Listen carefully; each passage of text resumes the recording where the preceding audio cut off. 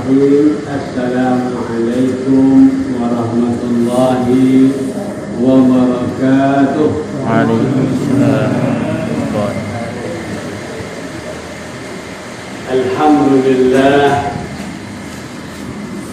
nahmaduhu wa nasta'inuhu wa nastaghfiruhu wa na'udzu billahi min shururi anfusina wa min sayyiati a'malina.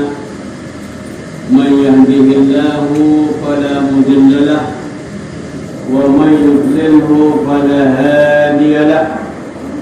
Wa asyhadu an la ilaha illallah wa asyhadu anna Muhammadan 'abduhu wa rasuluh. Allahumma salli ala sayyidina Muhammadin wa ala alihi wa sahbihi wa sallim tasliman katsira. Alhamdulillah, syukur puji-pujian untuk Allah Subhanahu wa taala yang telah menghidupkan kita dan memberikan segala apa sahaja keperluan hidup kita, sehingga semua keperluan kita terpenuhi. Kalau tidak, tentu kita susah hidup dalam keadaan hajat-hajat kita tidak dipenuhi oleh Allah Subhanahu wa taala. Cuma kadang-kadang kita tak sedar. Ketika Allah ambil, barulah kita sedar. Maka perlu kita sentiasa mengingatkan diri kita akan segala nikmat-nikmat Allah, supaya nanti Allah akan beri lagi yang lain nikmatnya. Alhamdulillah, pada malam ini satu kenikmatan yang lain yang Allah bagi. Dulu Allah utus Rasulullah sallallahu alaihi wasallam untuk menyuruh umat manusia supaya mengenal Allah. Jadi Allah utus Rasulullah SAW untuk menjelaskan siapa Allah, supaya manusia ini apabila kenal Allah, maka mudahlah untuk dia beribadah kepada Allah. Dan tujuannya bukan untuk kepentingan Allah, tetapi apabila manusia sudah kenal Allah dan ringanlah mereka beribadah kepada Allah, mudahlah untuk dia nanti Allah bagi syurga. Kalau sebut syurga, tak ada apa yang boleh membandingkannya dengan syurga. Kalau sudah dapat syurga, maknanya segala apa yang kita akan tinggalkan nanti dunia ini senang. Yang susah tu kalau kita tinggal dunia tak pasti lagi. Itu yang menakutkan kita. Alhamdulillahirabbil alamin. Allah hukumkan kita untuk mengingatkan nikmat iman ini. Sebab selalu kita minta, kadang-kadang imam kita baca apa? Allahumma ahyina bil iman. Ya Allah, hidupkan kami dengan iman yang sudah ada, yang Allah bagi hidayah kepada kita. Sebab ada yang sudah Allah bagi hidayah, tapi hidayahnya itu imannya lepas, sebab tidak dijaga.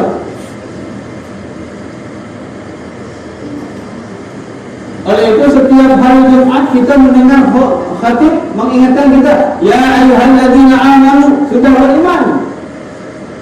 Dipanggil orang-orang yang beriman supaya iman itu terus terpelihara. Ittaqullaha haqqa tuqatih wa la tamutunna illa wa antum muslimun. Takutlah kamu kepada Allah. Dia tidak beriman. Orang-orang yang beriman dipanggil oleh Allah, wahai orang-orang yang beriman, tapi masih dibimbing oleh Allah. Ittaqullaha haqqa tuqatih. Takutlah kalian kepada Allah dengan sebenar-benar takut kepadanya, supaya dengan ketakwaan ini terus kita hidup tanpa kita sedar. Allah ambil kita mati, dan ketika itu kita dalam keadaan muslim, dalam keadaan beriman, dalam keadaan berserah diri kepada Allah Subhanahu wa taala. Apabila kita mati dalam keadaan husnul khatimah, maka Allah akan janjikan surga. Dan ini yang dijanjikan oleh Rasulullah sallallahu alaihi wasallam. Man kana akhiru kalamihi la ilaha illallah dakhala jannah. siapa yang akhir ucapannya la ilaha illallah, siapa yang mati dalam keadaan beriman, siapa yang mati dalam keadaan dia tetap Islamnya dijaga, maka dia akan masuk surga. Itu kekhawatiran yang Allah Subhanahu wa taala dan juga Rasulullah sallallahu alaihi wasallam menyebabkan peringatan ini selalu diingat-ingatkan. Sayang orang yang sudah beriman kalau imannya tidak dipelihara, tidak ada nikmat yang melebihi nikmat iman yang ada pada kita. Tengok orang-orang yang mempunyai kekayaan ketika dia meninggal dunia, apa yang dia bawa? Tidak ada. Tengok orang-orang yang di dunia ini mempunyai kedudukan yang tinggi, ketika dia meninggal dunia sama, kuburnya pun sama. Tidak tahulah kalau di sini kuburnya lain-lain. Dan Rasulullah SAW memberitahu apabila anak Adam mati, 3 perkara mengiringinya ke kubur. Apa itu? Keluarganya, hartanya, dan amal-amalnya. Setelah selesai penguburan, maka yang 2 kembali dan tinggallah yang 1. Keluarganya balik, hartanya balik. Kemudian selama seminggu itu duduklah keluarga, kira-kira apa saja harta yang ditinggalkan.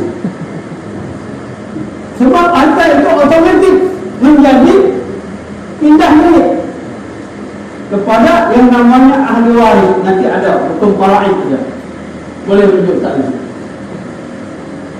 Maknanya orang meninggal itu terlepas, dia punya segala yang dia miliki terlepas.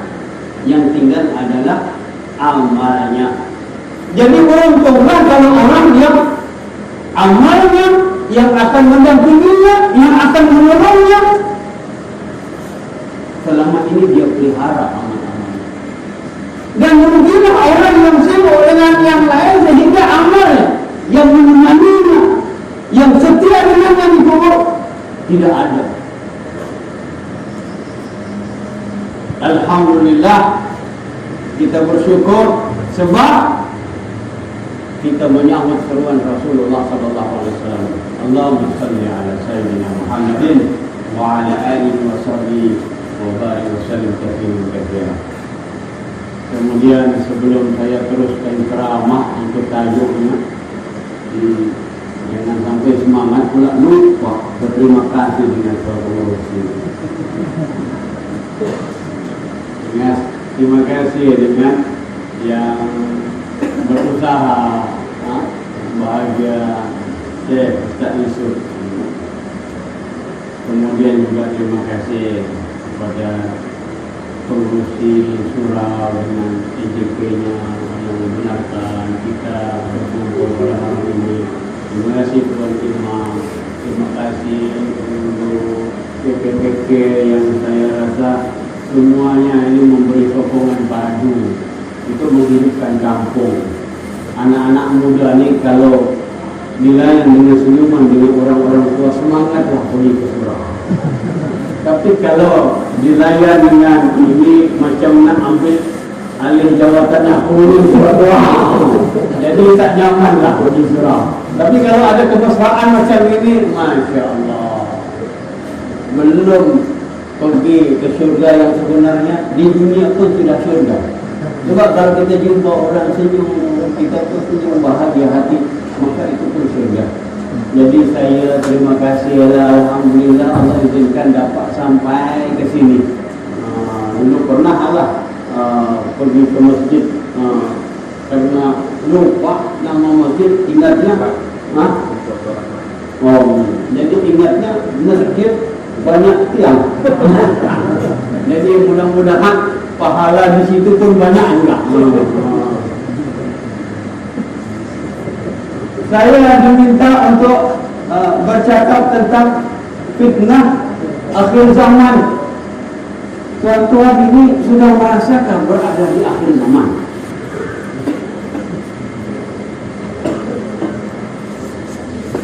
terlupa Al-Fadhil yang saya kasihi, ini pegawai Jabatan Agama Islam. Sebab kalau pakai apa nikah apa tu? Kalau pakai borda tidak kena. Lepas kita amal syahadah di sini. Alhamdulillah, terima kasih. Jadi pemimpin agama kita pun ada bersama-sama kita dan ini merupakan satu sokongan untuk kita sentiasa menghidupkan surau-surau kita di sana. Imam kita pun tadinya, saya kadang-kadang lupa nak panggil nama yang sebenarnya, Ustaz Awang Ismail. Awang pun Rizal bin Rahman. Sebab itulah selalu panggil Ustaz Awing aja. Jadi nama gelemuanya macam itu. Mudah-mudahan tidak mengurangi rasa hormat saya dengan dia. Ustaz Awing. Dan kalau ada yang mudah-mudahan tidak adalah diganggu jin ini. Bapak-bapak, ibu-ibu dan hadirin hadirat sekalian yang dikasihi, apabila zaman Rasulullah sallallahu alaihi wasallam, maka disebabkan setelah Nabi Muhammad sallallahu alaihi wasallam tidak ada nabi, maknanya itu nabi akhir. Itu kena faham. Nabi akhir zaman. Jadi di akhir zaman ini jangan berharap untuk datang nabi lagi. Seandainya berlaku kerusakan selepas ketiadaan Rasulullah SAW, maka yang bertanggung jawab siapa? Kita semua. Sebab Allah tidak akan menghantar nabi lagi sebab sudah ditutup oleh Nabi Muhammad sebagai nabi akhir zaman. Boleh faham? Lalu kalau akhir zaman kapan kiamat? Janganlah tunggu kiamat datang. Saya dulu masih kecil begitu, membayangkan kalau kiamat datang mana tempat yang lapang untuk saya lari. Sebab bangunan-bangunan akan roboh. Apa? Pokok-pokok apa? Tumbang. Tapi dulu belum ada tsunami. Sekarang sudah ada tsunami, nak lari ke mana? Dan saya tengok dalam perjalanan saya di danau ini tidak ada bukit hitam. Ada? Tidak ada. Jadi kalau nak lari ke bukit yang tinggi pun mudah juga, tidak ada. Maksudnya apa? Maksudnya adalah walaupun akhir zaman, tetapi kita tidak ada yang mengetahui bila kalau sudah akhir zaman itu maknanya kiamat. Tapi bila kiamatnya tidak ada yang tahu. Oleh itu tidak payah tunggu kiamat. Karena kiamat kecil akan datang pada setiap seseorang. Dan itu yang menjadi fokus di mana Rasulullah SAW selalu mengingatkan umatnya, "Irtanim khamsan qabla khamsin." Ambil keluar yang 5 sebelum datang yang 5.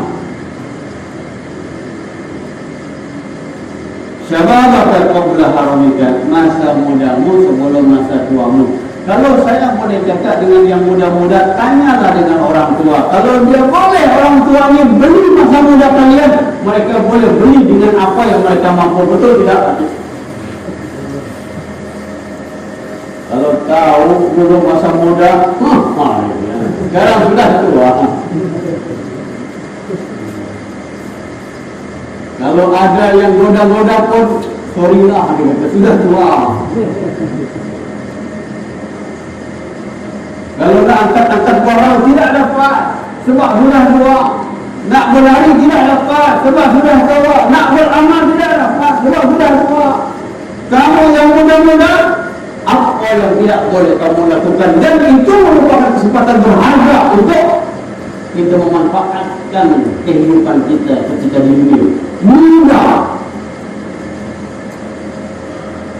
Ini kalau ada muda-muda yang macam ini disapot, digerakkan, mungkin akan menjadi satu gerakan kebaikan, amrul bil ma'ruf dan nahi anil munkar di dalam anak-anak muda. innahum fityatun amanu bi rabbihim wa zidnahum huda. Allah puji anak-anak muda yang berani berbuat kaki untuk menyelamatkan keimanan mereka, dan Allah puji, Allah nyatakan sesungguhnya mereka adalah pemuda-pemuda yang beriman kepada Allah. Dan kami tambahkan petunjuk kepada mereka dengan keimanan mereka.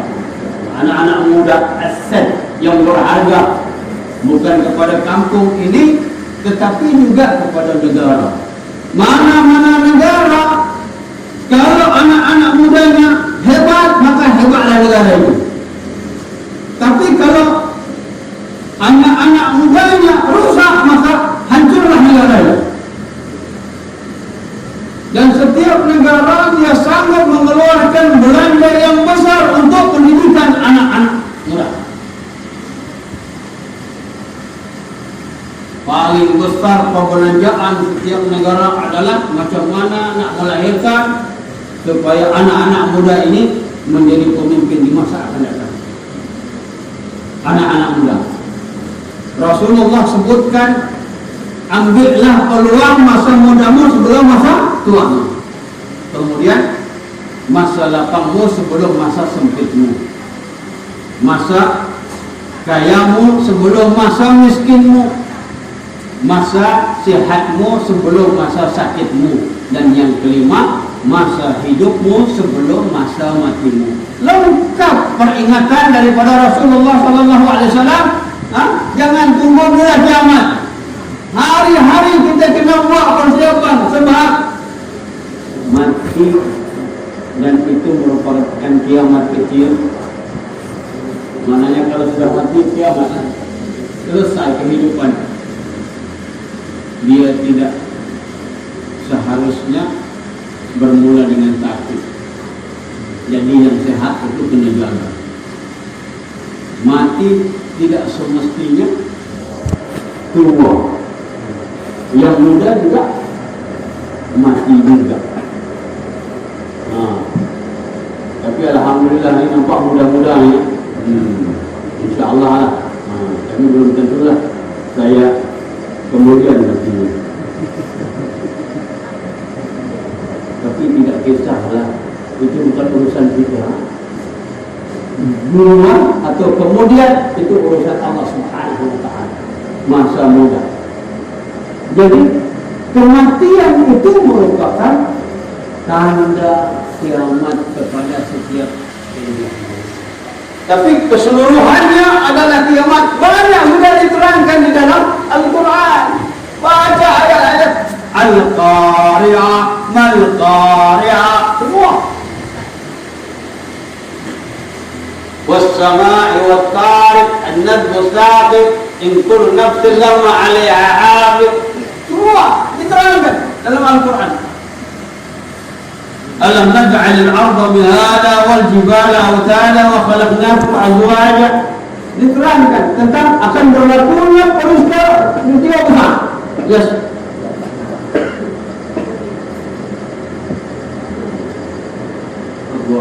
Amma yatasaalun 'anil naba'il 'azim. Mereka bertanya-tanya tentang apa?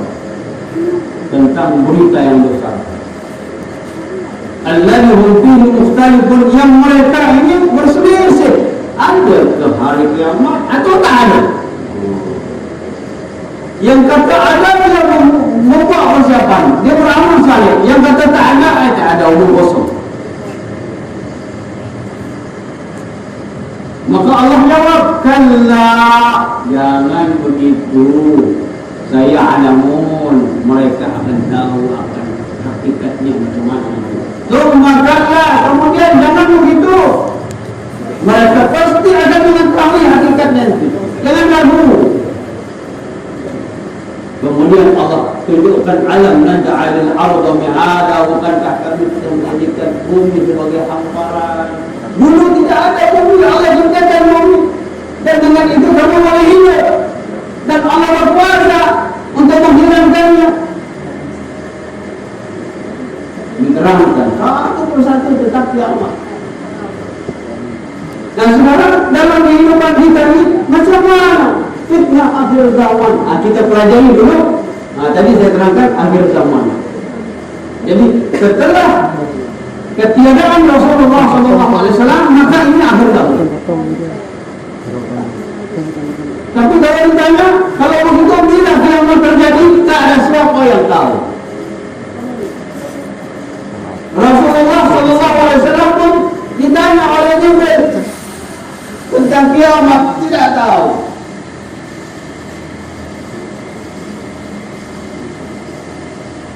Cuma ditanya, beritahu coba tentang tanda-tandanya. Oh, Rasulullah beri tanda.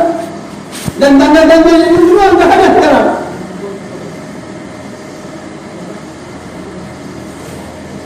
Antara al-hufat al-urat al-alata ri'a as-sa'iyata tawaluna bil-ulyan. Orang yang dulu miskin, tak berpakaian, jalan tak berkasut, tak beralat, maknanya kaki yang sekarang sudah membina bangunan yang tinggi, berlomba, maknanya kekayaan itu sudah begitu berlimpah-limpah. Wa antalidal amatu rabbataha.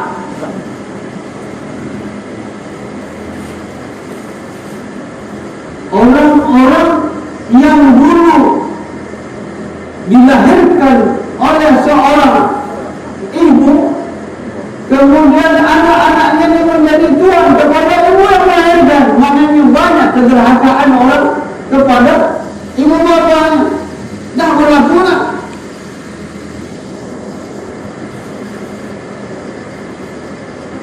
Jadi tanda-tandanya berlaku.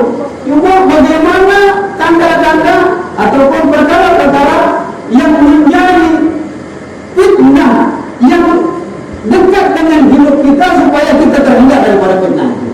Ini fitnah akhir zaman. Apa itu fitnah?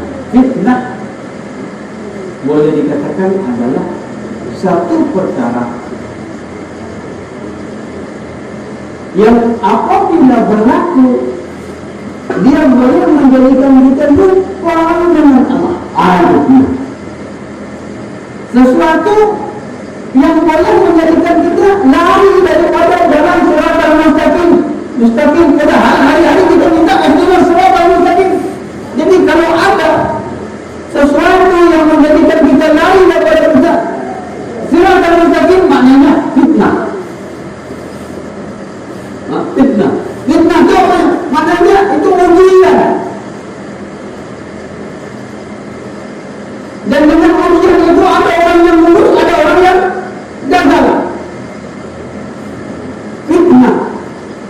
Di dalam Al-Quran Allah Subhanahu wa ta'ala ada menyebutkan wa'alamu annama amwalukum wa awladukum fitnah wa anna Allah 'indahu ajrun 'azim. Ketahuilah bahwasanya harta-harta kamu, anak-anak kamu adalah fitnah.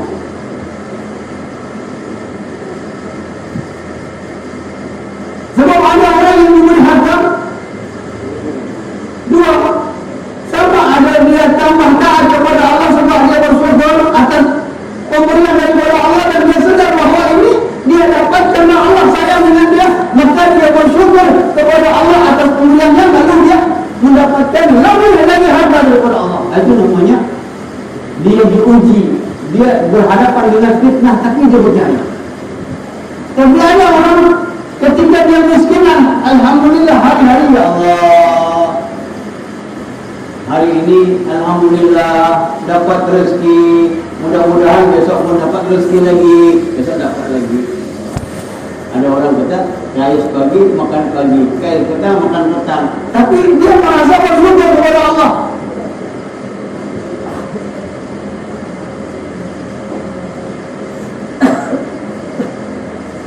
Dan Rasulullah SAW mengingatkan bahawa ketika datang ujian ini, ujian itu ada dua. Kalau senang, maka adakah dia bersyukur?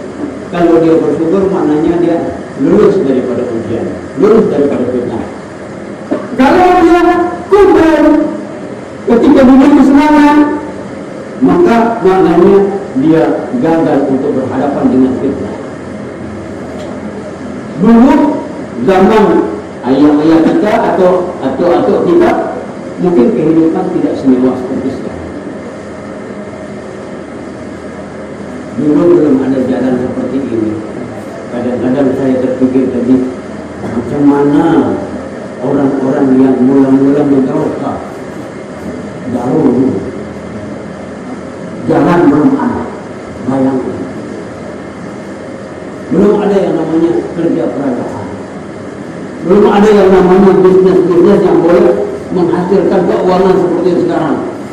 Nak berjalan pun, nak sampai ke Darul pun mungkin melalui sungai-sungai, melalui laut, melalui sungai-sungai. Jadi ketika itu mereka hidup aman, damai, dan anak pun ramah-ramah. Tidak, sebab dulu tidak ada fitnah. Ya, apa? Listrik tidak ada, televisyen tak ada, astro lagi tak ada, telepon lagi tidak ada. Jadi lepas Isya, apa saja mereka tidur. Jadi ujiannya tidak banyak. Apabila ujiannya tidak banyak, maknanya hidup dia tu senang, tenang, anak banyak. Ialah hujan jadi, panas pun jadi lima. Sebab tidak ada lagi gangguan yang lain. Ini kadang-kadang kita maaflah, tak tahulah kalau di dalam atau tidak. Kalau di bandar, isteri tunggu sampai jam 11, tak balik-balik suami. Kalau dulu belum ada listrik, belum ada televisi, belum ada, orang tidak keluar. Ya. Paling akhir pun lepas saya Isya balik. Banyak apa? Tidak ya. Mula-mula tidur tengok satu, tengok satu. Alhamdulillah, berkah. Tengok dulu fitnahnya tidak besar. Sekarang fitnahnya, masya Allah. Itu fitnah, paham fitnah? Jadi banyak nikmat. Seandainya nikmat itu menjadikan kita lupa dengan Allah, tidak berada di dalam jalan Allah, maknanya itu fitnah ke atas kita dan kita gagal. Sepatutnya dengan adanya elektrik, ibadahnya lagi banyak. Dengan adanya rezeki, sedekahnya lebih banyak. Dengan adanya kemudahan jalan, dakwahnya boleh sampai ke tempat-tempat. Dulu nak pergi ke tempat-tempat yang jauh atau susah, sebab jalan tak ada. Jadi kalau sekarang dakwah tidak sampai, fitnah kita. Betul, fitnah. Ya, kalau dulu Allah tanya nanti, sudah sampai belum kampung apa ini? Kampung Pancau. Kalau jawab belum, ketika itu sudah ada jalan belum? Sudah, benar. Kalau kata belum, kenapa belum? Saya tidak tahu, jalan itu tidak tahu di mana. Ada atau tidak? Ada juga ingatlah jawaban. Tapi kalau tidak ada jalan, nanti akan ditanya lagi, kampung mana lagi? Sudah pergi belum? Saya tidak tahu. Jadi saya tanya dengan teman-teman di sini. Boleh tak tunjukkan kampung yang belum saya datang? Boleh. Kalau dia jawab tak boleh, fitnah. Itulah fitnah. Jadi harta fitnah, keluarga fitnah. Dulu kita belum ada keluarga.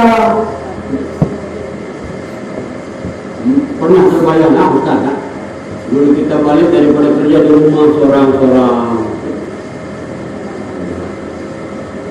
Maka kita fikir, kalau dah ada kawan di rumah, nyaman, beribadah pun semangat. Tapi setelah ada keluarga bukan bertambah ibadahnya semangat, tapi sebaliknya. Dulu kalau ketika ada apa-apa amal-amal ibadah di surau di masjid, cepat datang. si Fulan dapat cepat datang sebab belum ada isteri. Apa dia? Kalau ada isteri nak masuk nikah. Padahal selepas ada isteri senang lagi sebab baju ada yang setrika, kotor ada yang cuci. Kalau kita tengok anak muda yang bujang, dia lambat. Kenapa? Sebab saya mesti cuci dulu, tak? Mesti setrika dulu. Oh, kalau macam itu, cari pasangan. Ambil lagi. Kenapa tak? Sebab kalau ada pasangan, ada yang bantu cuci, setrika, macam itu tahu kan? Jadi waktu dia kahwin, rupanya bukan dia cuci dengan setrika, yang lain pun dia yang tak ada cuci. Awalnya begini. Jadi fitnah itu harta kita tidak. Keluarga kita boleh jadi fitnah. Tapi kalau kita lulus, keluarga kita boleh menjadi sebab kita mudah mendapatkan ganjaran dari Allah Subhanahu wa Ta'ala. Harta kita kalau kita lulus diuji dengan harta. Harta itu menjadi sebab untuk kita mendapatkan pahala yang lebih banyak lagi daripada orang yang tidak mempunyai harta. Pernah di zaman Rasulullah SAW, ini satu kumpulan yang duduknya di tepi masjid. Dia ahli ibadah. Dia ibadahnya rajin, sholatnya rajin, zikirnya rajin, apa-apa rajin. Cuma apabila dia tengok orang-orang yang mempunyai harta banyak ini, maka dia rasa, kalaulah kita mempunyai harta seperti dia, tentulah kita dapat beramal lebih banyak lagi. Jadi dia datang kepada Rasulullah, ya Rasulullah, kami ini sholat, mereka dapat sholat juga. Kami zikir, mereka pun dapat zikir juga. Tapi mereka boleh sedekah, kami tak boleh sedekah. Macam mana ya Rasulullah? Lalu Rasulullah ajarkan apa? Maukah aku ajarkan sesuatu yang kalau kau amalkan, kau dapat juga pahala sedekah? Apa? Subhanallah, sedekah. Alhamdulillah, sedekah. La ilaha illallah, sedekah. Jadi yang miskin-miskin boleh juga bersedekah tanpa dengan harta. Banyakkan orang subhanallah, alhamdulillah, la ilaha illallah, Allahu akbar, sedekah. Kemudian dalam rumah orang macam mana boleh jadi sedekah? Senyum. Nah, kadang-kadang ada yang salah pula. Anak-anak itu ada yang lalu di apa tu kotak. Kotak. Ini ada kotak. Jadi saya tidak tengok kotak. Ada kotak sedekah. Ada kotak sedekah. Jadi dia lalu kotak sedekah, dia senyum. Saya tanya, kenapa kamu senyum? Sebab senyum sedekah. Bukan itu. Jadi mendengar ajaran Rasulullah macam mana? Alhamdulillah. Bukan fitnah. Subhanallah. Nampak cahaya di mana-mana. Okey. Kadang-kadang nak bagi contoh fitnah itu susah. Hari ini Allah bagi contoh fitnah. Lepas program ini balik tak ada TV, tak ada apa-apa.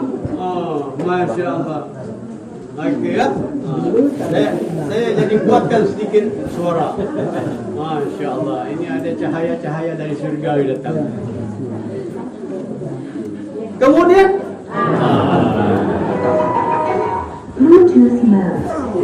alhamdulillah, tadi waktu dapat ujian kita cakap alhamdulillah. Jadi karena kita lulus ujian, Allah bagi lagi cahaya. Kemudian fitnah juga atau peristiwa yang berlaku di hadapan kita ini. Dulu di zaman Rasulullah SAW, apabila Rasulullah SAW pergi berhijrah, Isra Mi'raj, balik pada Isra Mi'raj, Baginda SAW menerangkan kepada orang ramai, bagaimana dia dapat berjalan ke Masjidil Aqsa semalam, kemudian Mi'raj, kemudian pagi sudah sampai lagi. Itu adalah ujian bagi orang percaya atau tidak dengan apa yang disampaikan oleh Rasulullah SAW. Itu fitnah. Sehingga orang-orang kafir itu tertawa. Ini merupakan bahan untuk mengejek orang-orang yang percaya kepada apa yang disampaikan oleh Muhammad. Sehingga orang yang paling dekat dengan Rasulullah SAW yaitu Abu Bakar Siddiq radhiyallahu anhu didatangi oleh Abu Jahal nak menjadikan peristiwa ini sebagai sesuatu yang berat untuk Abu Bakar mempercayainya, fitnah. Sebab ada orang-orang yang lemah iman, dia tak percaya, ada yang murtad. Betul kan? Gitu. Sebab perjalanan yang biasa dilakukan oleh masyarakat ketika itu 30 hari pergi, 30 hari balik. Maknanya apa? 2 bulan. Tiba-tiba Rasulullah memberitahu dia pergi semalam, kemudian Mi'raj, balik lagi pagi sudah sampai. Itu peristiwa juga fitnah. Alhamdulillah kita hidup di zaman sekarang. Kalau kita hidup zaman itu belum tentu juga hidup. Susah. Nah, kalau fitnah, maka Abu Bakar radhiyallahu anhu didatangi. Engkau percaya kata temanmu mengatakan begini. Jadi Abu Bakar balik tanya, betul kan dia berkata begitu? Betul. Sekarang dia sedang bercakap di depan orang ramai. Apa jawab Abu Bakar? Kalau betul, aku percaya. Jangankan itu, lebih daripada itu pun aku percaya. Sebab dia Nabi. Tengok, ujian datang dalam bentuk peristiwa. Sama ada kita ini percaya atau tidak dengan Nabi. Maka Abu Bakar menjawab, jangankan itu, lebih daripada itu pun aku percaya. Sebab dia Nabi. Kadang-kadang kita ni kalau diterangkan tentang Islam itu rahmat bagi seluruh alam. Kalau kita dapat amalkan seluruh Islam, ada yang cakap berkata, kalau kita gunakan hukum Islam pakai rejam, nanti batu-batu di atas dunia habis kan? Maknanya mengejek. Kalau ada potong tangan, nanti terlalu banyak orang yang tangannya tidak bertangan. Itu contoh. Boleh lah. Padahal ada caranya, ada kaedahnya. Itu pasal ulama sebelum buat bagaimana caranya supaya semuanya keperluan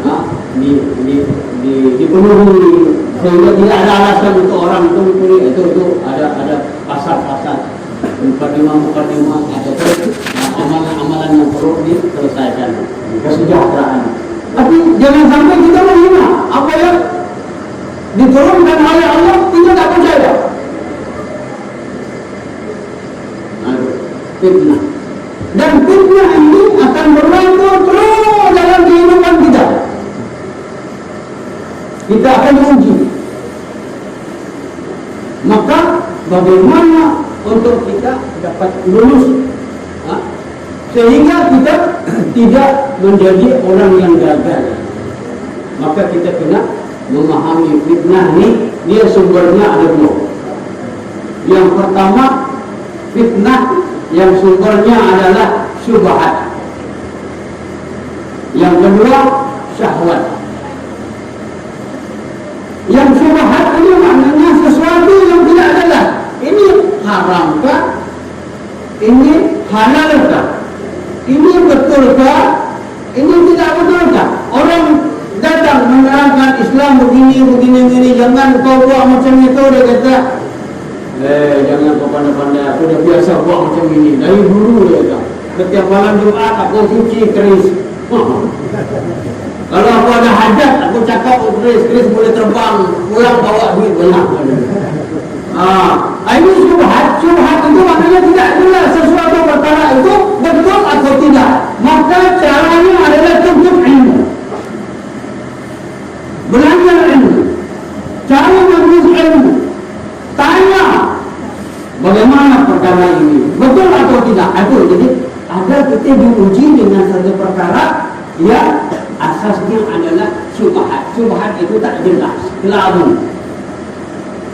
Sekarang banyak perkara ketika kita diuji tak jelas, siang ke malam, malam ke siang. Kadang-kadang kita tak jelas laki ke perempuan, perempuan ke laki. Dan ada yang tak jelas, perempuan kawin dengan perempuan. Ada zaman sekarang. Ada yang tak jelas, laki bersanding di pelamin dalam perkawinan dengan lelaki. Dah tak jelas. Saya tengok, saya ada pelihara kambing. Tidak pernah kambing kacau yang jantan dengan jantan. Kecuali kalau dia jumpa jantan dengan lawan. Ayam pun macam itu. Kalau dia tengok betina, ada tahu dah ada betina. Tapi manusia diuji kadang-kadang tak nampak. Mungkin di dalam tidak ada istilah LGBT. Ada, paham? Ada. Fitnah berlaku. Yang kedua adalah fitnah dari sudut yang namanya syahwat. Syahwat ini maknanya sesuatu yang lain daripada rayuan, ajakan nafsu kita untuk mengikuti apa yang kita hendaki. Maka kita kena bersabar. Kalau yang tadi dengan ilmu, kalau syahwat itu maknanya dengan mujahadah.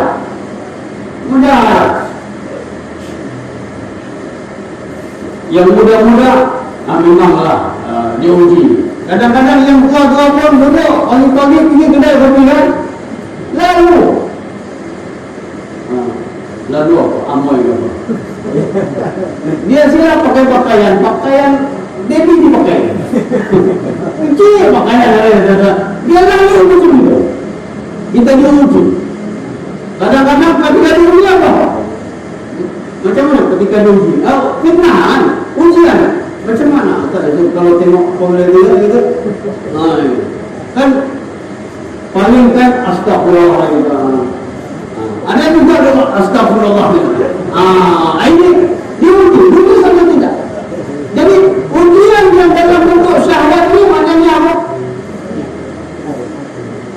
Dengan apa? Mujahadah, ya Allah, ya Allah. Dan kalau nak diterangkan bab yang kedua ni fitnah akhir zaman, subhanallah. Dulu kalau nak tengok panggung wayang itu kita beli apa? Tiket. Cari duit, beli tiket, berada pergi ke tempat panggung wayang. Sekarang di dalam handphone masing-masing, Masya Allah. Kalau nak cerita benar, betul tak yang mudah? Fitnah akhir zaman. Dulu tak ada. Makanya kalau ada yang punya handphone zaman awal-awal itu hanya untuk SMS saja. Itu cantik kalau ada sekarang. Tengok tak ada apa.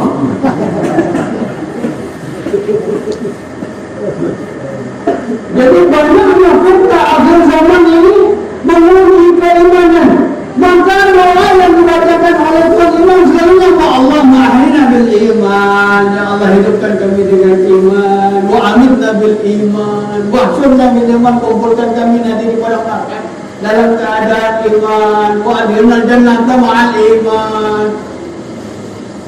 Macam mana nak jaga iman tu macam tu? Padahal fitnahnya tumi. Maka kita kena ingat bahawa kehidupan memang panjang, berliku, tetapi hidup itu sementara. Karena dia sementara, jangan kita tertipu, jangan kita kalah, maka bersabarlah dalam ketaatan. Sebab nanti selepas kematian ada surga ataupun neraka. Dan siapa yang boleh bersabar untuk menghadapkan dengan fitnah, maka dia akan mendapatkan kemenangan. Boleh paham tentang fitnah? Boleh ya? Nanti kalau ada dekat kiamat ada lagi fitnah, fitnah Dajjal yang kita selalu baca, Allahumma inni a'udzubika min azabi al-qabri, min azabi jahannam, wa min fitnatil mahya wal mamat, wa min fitnatil masiihid dajjal. Itu kita minta. Ada lagi cerita tentang Dajjal. Dajjal itu dia bawa kanan. Ini neraka, ini surga. Siapa yang dapat ini neraka. Tapi kita disuruh pilih yang neraka menurut Dajjal, sebenarnya surga. Tapi berat nak terima. Berat. Itulah panduannya adalah ilmu. Apa yang ditawarkan oleh Dajjal, yang baik kebalikannya adalah yang buruk. Kalau dia menakuti kita dengan yang buruk, sebenarnya itulah kebaikan yang dijanjikan oleh Allah Subhanahu wa taala. Nah, saya pun sedang menghadapi fitnah. Sudah ada azan masih datang. Jadi insya-Allah ini merupakan satu gambaran yang mudah untuk saya gambarkan tentang fitnah akhir zaman. Jadi fitnah itu hari-hari kita hadapi. Bagaimana kita menghadapinya supaya kita tetap berada dalam ihdinas siratal mustaqim, siratal ladzina an'amta 'alaihim ghairil maghdubi 'alaihim waladdallin. Kalau saya sambung, saya sudah menzalimi waktu dan saya menzalimi orang-orang yang hidup di luar. Menyiapkan tugas-tugasnya. Ini kalau Ustaz panjangkan lama lagi lah tugas saya.